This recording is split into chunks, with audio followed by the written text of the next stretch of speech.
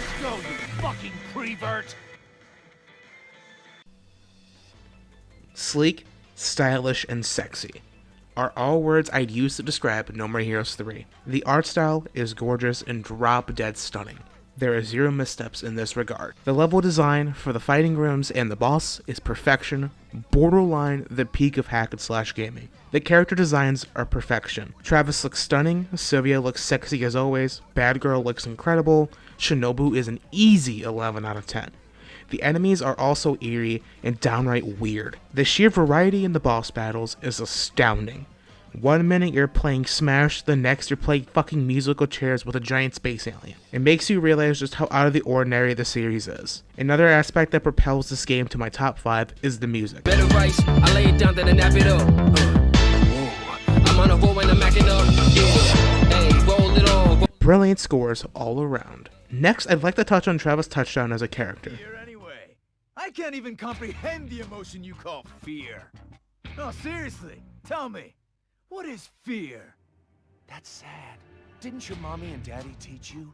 It's not nice to cause trouble for others. No? Cause trouble. And you'll get scolded. But nobody's ever scolded you before, have they? My daddy scolded me once. I was punished and was sent to rot in space prison. Black hole prison? It's basically paradise. That wasn't punishment. You just went on a nice little vacation abroad. And that's how we get Prince dumbasses like you. Yeah, just keep talking. Keep fucking talking! Go on, get angry, you fucking loser! Get all nice and salty for me! Fucking assassin! There we go. Those eyes, right there. The dumbass is turning into a beast. Kill you. I'll kill you. I'll kill you! Oh, nice, scary eyes. That's what I want to see.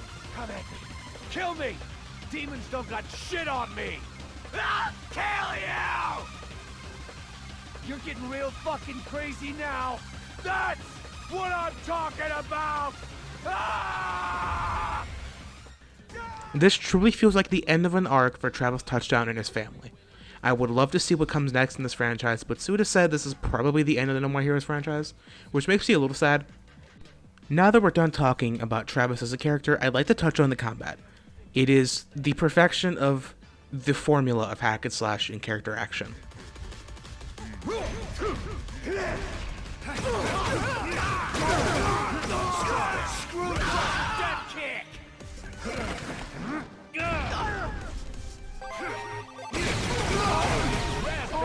It looks shallow, but it's one of the deepest combat systems I've played in a hack and slash game. It's not on the league of Devil May Cry 5, obviously. You can't do all these crazy combos, but there's definitely potential to do some god tier combos. I like the Death Glove as well. It's a very cool concept. Now, it's a very difficult game. As you can see, I got my ass folded like a fucking omelet. Gravity Death Force.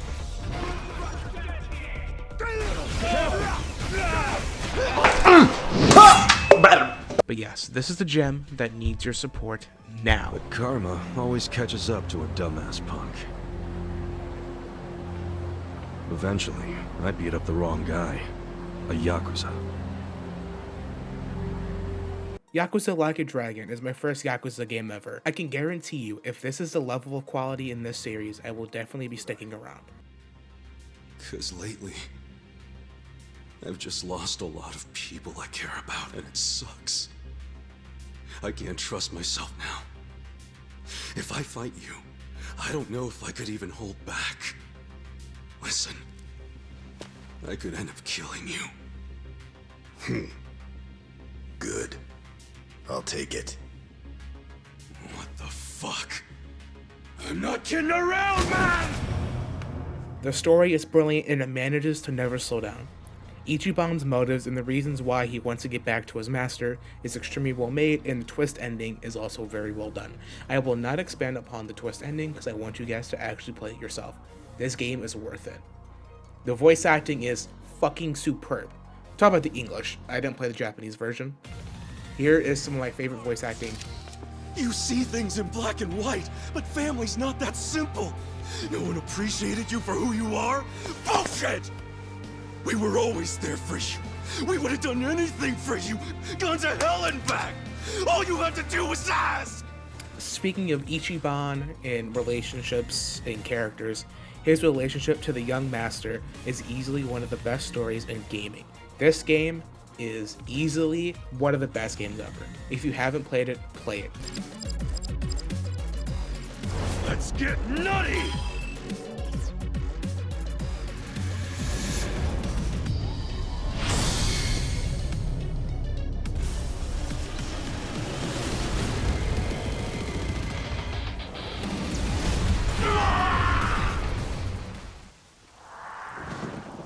Killer is dead.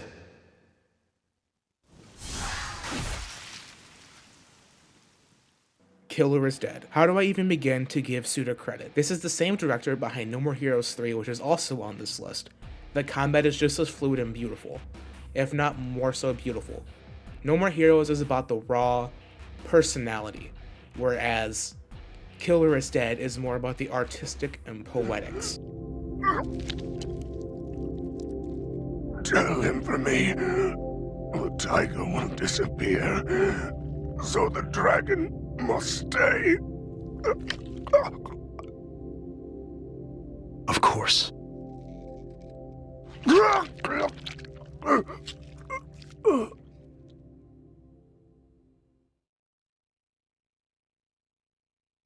Killer is dead.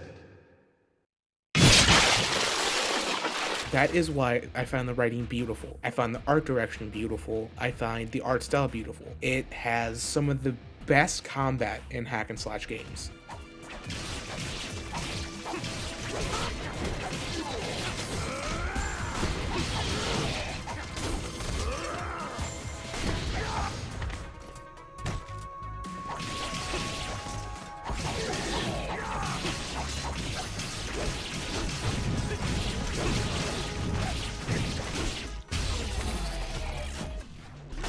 Suda does not miss when it comes to combat. It is nothing but praise for this brilliant director. One of the best games ever. If you haven't played it, play it.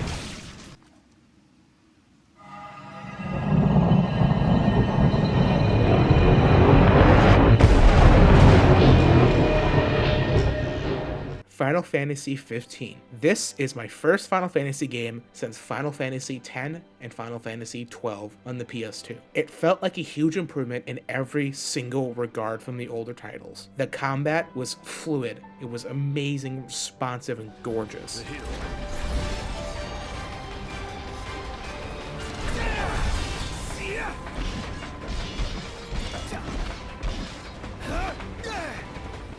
The depth of the customization, the depth of how you can tweak all of your stuff is amazing. I love how the magic works, I love the skill tree. The characters, they also felt very natural with human bonds that were not just super cringe-lord like the Tales of Arise stuff. What should I fix today? Wasabi. Rice. Ice cream. Meat! Caviar. You guys aren't helping. The story, while not perfect, is solid. It has good lore, good story structure, gorgeous set pieces, and phenomenal character writing. Core, So, you made it. what the hell's going on? Where are you? Outside the city, with no way back in. Makes sense. Makes sense? Are you serious? What about any of this makes sense? The news just told me I'm dead, along with my father and Luna. Listen, I'm heading out to Hammerhead. About the king. It's true. If you're looking for the whole truth, you know where to find me. I also loved how the camping mechanics worked, how the cooking and character switching worked later when they added that into DLC. Last but not least, I adored the DLCs, especially Ardians. It adds so much to the story. It's a must play if you have this game. So let's go through some honorable mentions, starting from 7th place. Dying Light 1 and 2. They're tied for me, they're both very good games.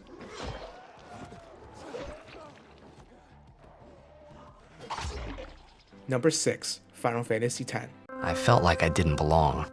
I wanted someone, anyone, beside me. Resident Evil 2 Remake.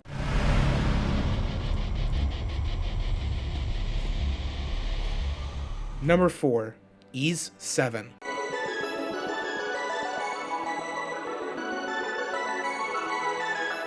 Number 3, Ys 9 Monstrum Nox.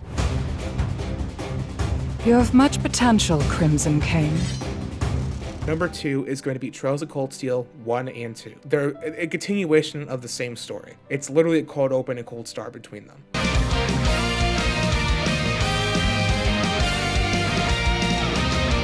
And my number 1 honorable mention is Xenoblade 1.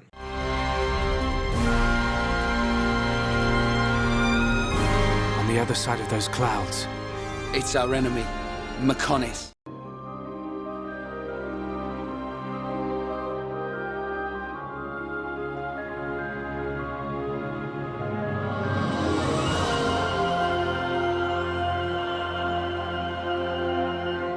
Xenoblade 2. This is my favorite game of all time. Some of you might ask why, or some of you might be having violent seizures, tapping away like angry redditors that Xenoblade 1 is an honorable mention and not in my top 5. Hear me out and listen to some of my favorite aspects. The characters. I can hear the comments now. Pyra is a boob character, Mithra all tits and Poppy a sex blade. Why does the Furby that talks like Jar Jar Binks have a sex slave robot? What? It's nice to have the reasoning behind the design choice, and what he says about Pyra's back makes sense, I think, and backs up what I said earlier about skin not necessarily equaling sexualization. What he hasn't justified here, though, is why her boobs are pretty much bigger than her head. And to you, I ask, have you ever actually paid attention to these characters or their journey? They are more than your sexual degeneracy. Pyra alone was made from a deep-seated trauma stemming from accidentally destroying the Torn Titan in her fight with Malos.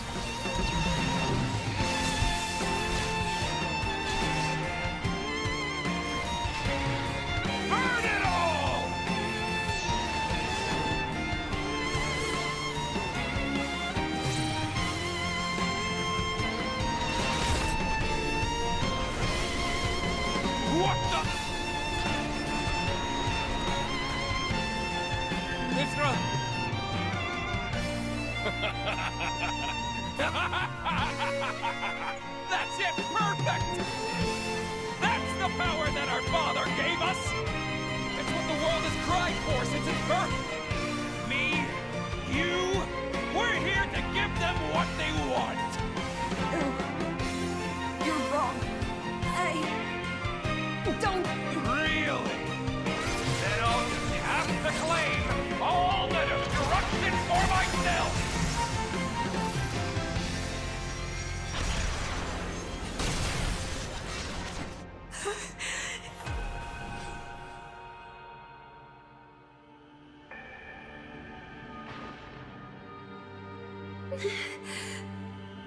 I just...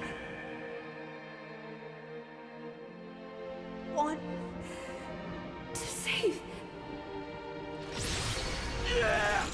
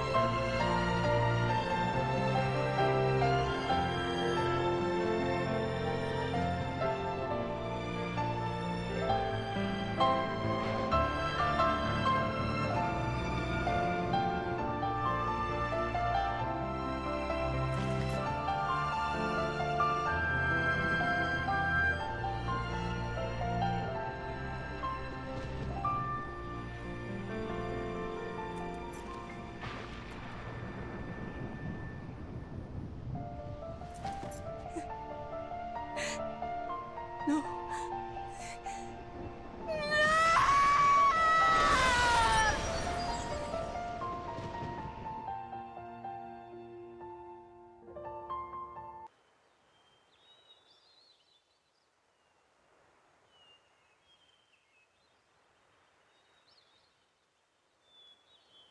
This caused Mithra to make a new person based on all the flaws that she thought she had. Now, about Poppy, watch this and tell me she's only a sex blade. It's just a ruin. Poppy was made by technological advancement too.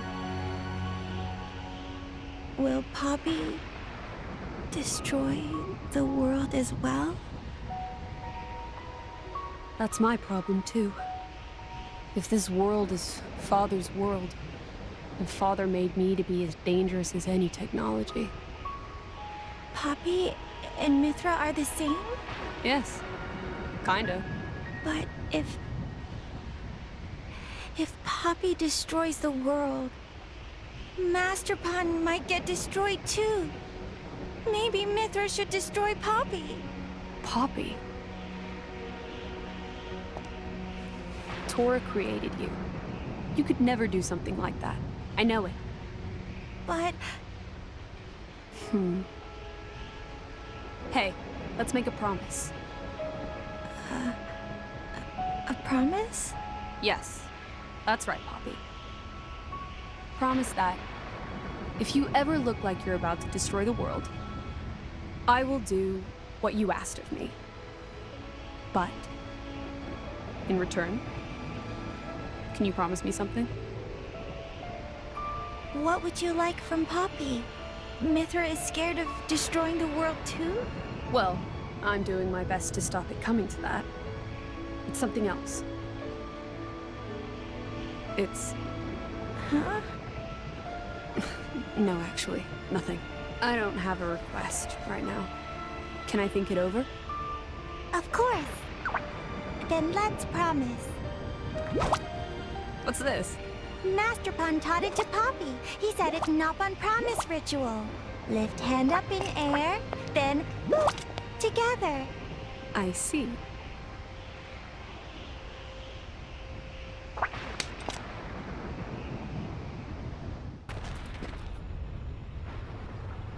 Azurda! Poppy! Hmm?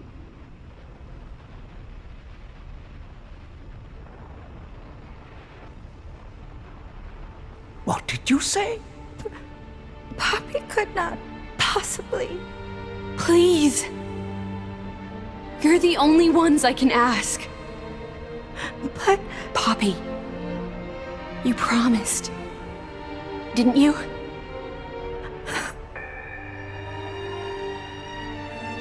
That below belt. Please.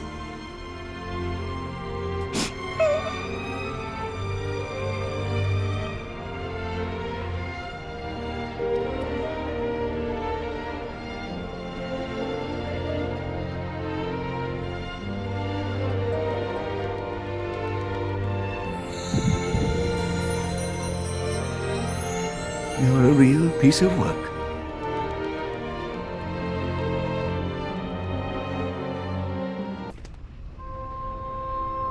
Poppy? It's not okay. Poppy cannot. What do you mean you can't? Poppy made promise. Pyra say that Rex for sure asked Poppy. Say not help Rex, no matter what.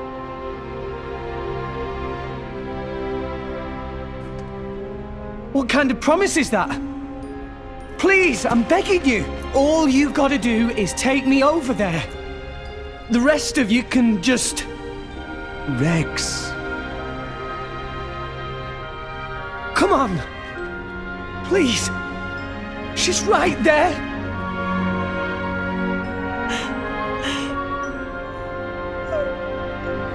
Now let's move on from this topic to combat. It is easily my favorite action JRPG combat system.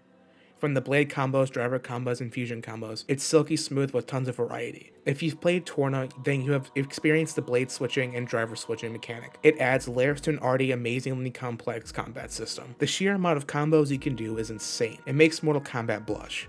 Like, look at this shit. Look how many different fusion combos and blade combos you can do. Music is another aspect that shines through more than any other soundtrack I've ever heard.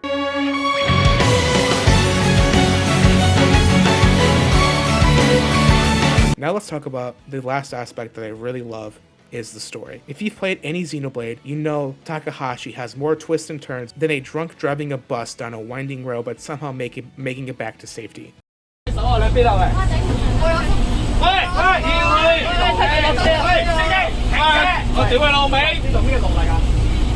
He somehow ties the story up into a neat, intricate package with tons of depth and tons of variety in the set pieces and how the story is told. It handles a lot of mature concepts while being a shonen series. This was my top 5 games with some honorable mentions. Hope you guys enjoyed it.